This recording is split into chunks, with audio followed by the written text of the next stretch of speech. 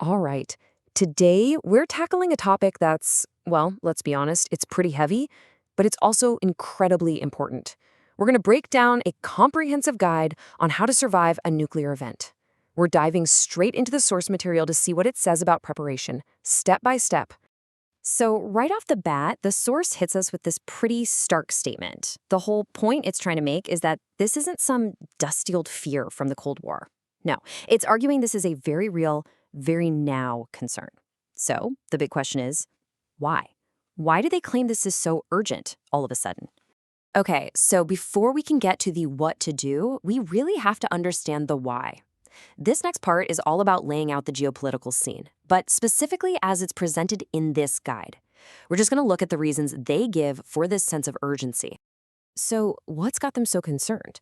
Well, the guide points to a whole bunch of things that have been happening recently. We're talking about the sabotage of those critical communication cables under the sea in Europe, what it calls escalating talk from world leaders, and of course, the kind of advanced long-range weapons being used in the conflict in Ukraine. And this is a really key point the source makes. It claims that Russia has actually updated its nuclear doctrine. So what does that mean? Well, according to this guide, it basically lowers the bar for when nuclear weapons might be used. We're talking about responding to threats they see as threatening their very existence, even if those threats aren't nuclear themselves. That's a pretty big deal. And then there's this, something called the dead hand system. I know, it sounds like something out of a spy movie, right? But the source describes it as a real Cold War-era automated retaliation system. And the claim here is that it's been reactivated and even expanded, designed to launch a nuclear strike all by itself, even if there's no one left to give the order. Kind of chilling. Okay, so that's the context they lay out. A bit grim, for sure, but the guy doesn't just leave it there. It pivots from the why this is a threat to the how you can deal with it. So what can you actually do? The whole strategy is built around what it calls the 3 pillars of preparation. And here they are. Simple, memorable. Number 1, secure your shelter. 2, stockpile your supplies. 3, establish communication.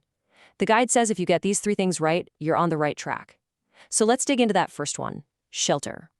For your shelter, the guide gets super specific. The best spot is a basement, or if you don't have one, an interior room with no windows.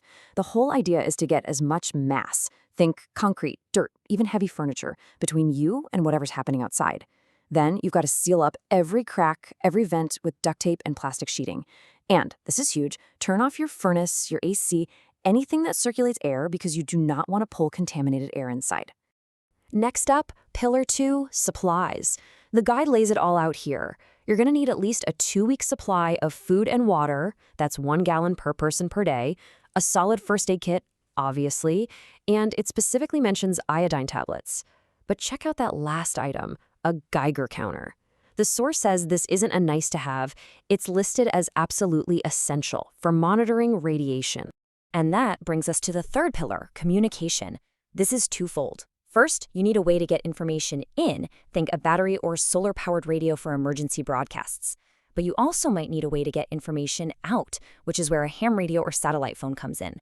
And you know what else it says is just as important? A simple, old-school family plan. Where do we meet? Who do we try to contact for when all the regular networks are down?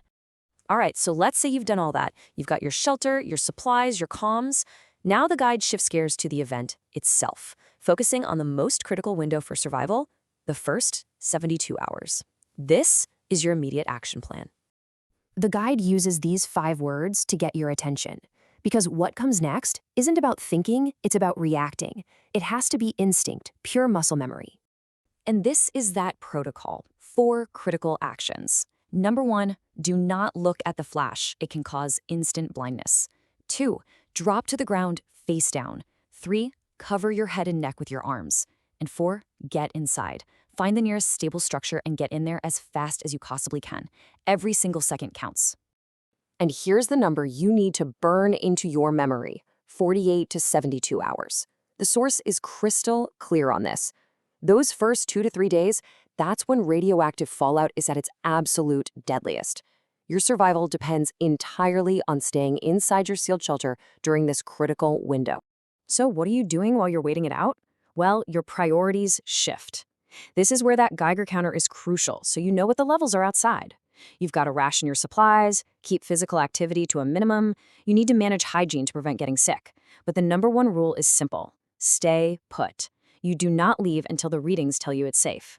Okay, you've made it through those first critical hours. The most intense, immediate danger has passed. But, and this is a big but, the challenges are far from over. Now the guide moves into the long-term phase of decontamination and recovery. This really breaks down the new reality, doesn't it?